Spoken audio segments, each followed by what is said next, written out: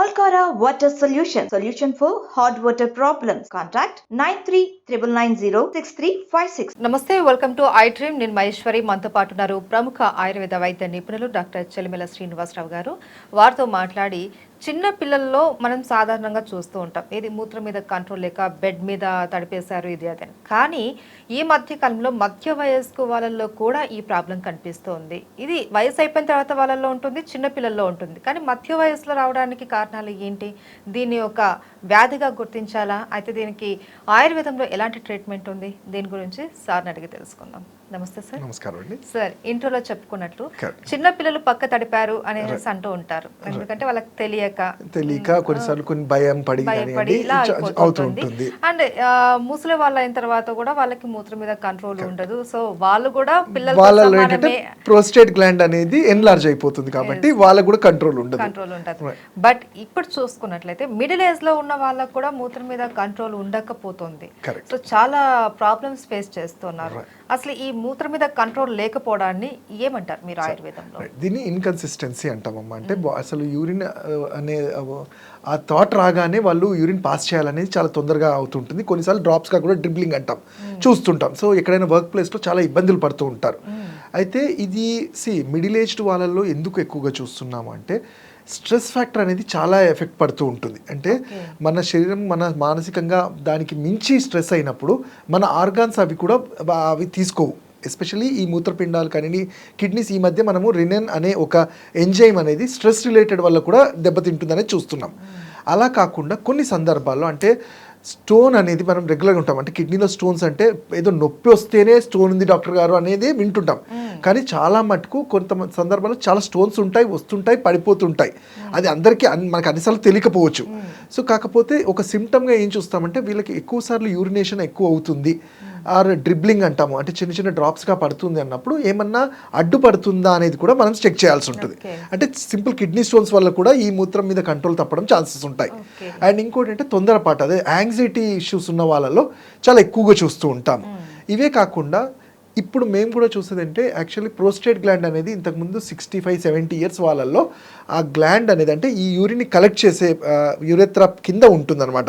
ఈ gland loose అయిపోవడము, అది ఎన్లార్జ్ అవటం వల్ల బ్లాడర్ మీద ప్రెషర్ పడి అది యూరెత్రా ద్వారా బయటకు వచ్చేసేది. బట్ ఇప్పుడు మనం చూస్తే ఏంటంటే 40-45 ఇయర్స్ వాళ్ళకే ఈ ప్రోస్టేట్ ప్రాబ్లమ్స్ చూస్తున్నాం. అంటే వాళ్ళు తీసుకునే ఫుడ్ కానివ్వండి, లేకపోతే సరైన ఎక్సర్సైజెస్, పెల్విక్ ఎక్సర్సైజెస్ లేకపోవడము, నార్మల్ వ్యాయామం కూడా చేయకపోవడం వల్ల కూడా ఇవి దెబ్బతింటాయి.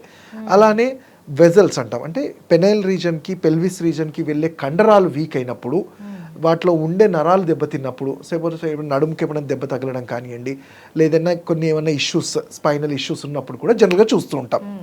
అదే ఆడవాళ్ళలో ఎందుకు అంటే మిడిల్ ఏజ్ వాళ్ళు చూస్తూ ఉంటే వీళ్ళకి యూరిన్ ఇన్ఫెక్షన్స్ అనేవి చాలా ఫ్రీక్వెంట్గా ఉంటాయి. అంటే బయట టాయిలెట్స్ యూస్ చేసినప్పుడు కానివ్వండి, గోనోకాకల్ లాంటి ఇలాంటి కొన్ని ఇన్ఫెక్షన్స్ వల్ల కూడా యూరిన్ మీద తెలియకుండానే కంట్రోల్ తప్పుతూ ఉంటాయి. సో ఇవి చాలా కారణాలు ఉంటాయమ్మా. సార్, కొంతమంది అంటారు గర్భసంచిలో, మెయిన్ ఫీమేల్స్కి గర్భసంచిలో ఏదైనా ప్రాబ్లం ఉన్నా కూడా ఇలా అవుతుంది అని అంటారు. అది ఎంతవరకు అంటే గర్భసంచిలో ఉన్నంత మాత్రాన అవ్వకపోవచ్చు. బట్ నేను చెప్పాను కదా, ఎప్పుడైతే వాళ్ళలో కూడా కొంత 30% ఛాన్సెస్ ఎలా ఉంటాయంటే, ఎప్పుడైతే గర్భసంచి బల్కీ యూట్రస్ అంటాం, అంటే ఉండాల్సిన దానికన్నా ప్రమాణం ఎక్కువ ప్రమాణంలో ఉన్నప్పుడు ఆ ప్రెషర్ ఎక్కడ పడుతుంది, బ్లాడర్ మీద పడుతుంది. అంటే ఇవన్నీ కూడా ఎలా ఉంటుందంటే attach to the kidney, ureters నుంచి బ్లాడర్ వరకు. సో వాటి మీద ఈ ఒత్తిడి, ఆ కండరాల ఒత్తిడి పెరిగినప్పుడు మీరు అన్నట్టు జనరల్గా ఫీమేల్స్లో ఈ ప్రాబ్లమ్స్ ఉన్నప్పుడు చూస్తూ ఉంటాం. అండ్ సార్, ఇట్లా మూత్రం మీద కంట్రోల్ లేని వాళ్ళు, ఫిమేల్ ఆర్ మేల్ ఎవరైనా సరే, వాళ్ళు ఎలాంటి డైట్ తీసుకోవాలి? డైట్ తీసుకోవాలి డెఫినెట్లీ. అంటే చాలా మంది వాటర్ ఎక్కువ తీసుకోవాలి అని అంటుంటారు. ఆల్రెడీ వీళ్ళకేమో ఇట్లా ప్రాబ్లం ఉంటుంది. సో వాళ్ళు ఆలోచిస్తారు, నేను ఎంతవరకు వాటర్ తీసుకోవాలి, తీసుకుంటే మళ్ళీ నాకు యూరిన్ వచ్చేస్తుందేమో అన్నట్లు ఆలోచించి వాటర్ అనేది అవాయిడ్ చేస్తారు. దాంతో ఇంకా అనవసరమైన కాంప్లికేషన్స్ రైజ్ అవుతాయి. అయితే ఇక్కడ మన శరీర తత్వాన్ని బట్టి చూస్తే, అంటే మనం 30 to 40-45 ఏజ్ గ్రూప్ వాళ్ళకి ఏంటంటే మన డైలీ ఇంటేక్ ఆఫ్ లిక్విడ్స్ అనేది ఒక 3 లీటర్స్ ఉండాలి. అయితే లిక్విడ్స్ అంటే ఉట్టి వాటరే కాకుండా మజ్జిగ కానీ, ఫ్రూట్ జ్యూసెస్ కానీ, ఏదైనా ఫామ్లో కానీ లిక్విడ్స్ అనేది ఒక 3 లీటర్స్ ఉంటే ఏంటంటే మన బాడీ అనేది డిహైడ్రేట్ అవ్వకుండా ఉంటుంది.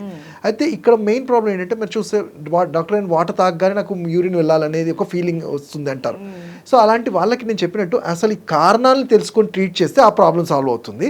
అండ్ ఇంకోటి ఏంటంటే మనం రెగ్యులర్గా కూడా ఈ బటర్ఫ్లై ఎక్సర్సైజ్ అంటాం, అంటే పెల్విక్ ఫ్లోర్ని కొంచెం మజిల్ స్ట్రెంథనింగ్ చేయమంటాం. ఆ ఎక్సర్సైజ్ వల్ల ఈ యూరిన్ పోసే ఆ ఫీలింగ్ కంట్రోల్ చేయొచ్చు. అలానే సింపుల్ టెక్నిక్, మనకి ఎప్పటి నుంచో తెలిసిన టెక్నిక్ ఏంటంటే యూరిన్ మామూలుగా రానప్పుడు కూడా యూరిన్ వస్తున్నట్టు ఫీల్ చేసిన బ్లాడర్ని కంట్రోల్ చేయటము, ఊపిరి తీసుకొని ఆపి అట్లా చేయటం వల్ల కూడా ఈ బ్లాడర్ మీద కంట్రోల్ వస్తుంటుంది. ఒక రోజులో రాకపోయినా అది over a period of time తర్వాత యూ కెన్ సీ చేంజెస్. అలానే ఆయుర్వేదంలో మేము ఏం చేస్తామంటే దీనికి సంబంధించి ఈ కటి ప్రాంతం అంటే నడుము దగ్గర సంబంధించి కొన్ని తైలాలని ధారలాగా వేయటము, కొన్ని మందుల్ని లేపంలాగా పెట్టడము, అంటే ఎందుకంటే మజిల్ స్ట్రెంథనింగ్ కోసం చేయటం వల్ల ఆ కండరాలు వీక్ అయిన కండరాలు కానీ ఇవన్నీ కంట్రోల్ అవుతాయి.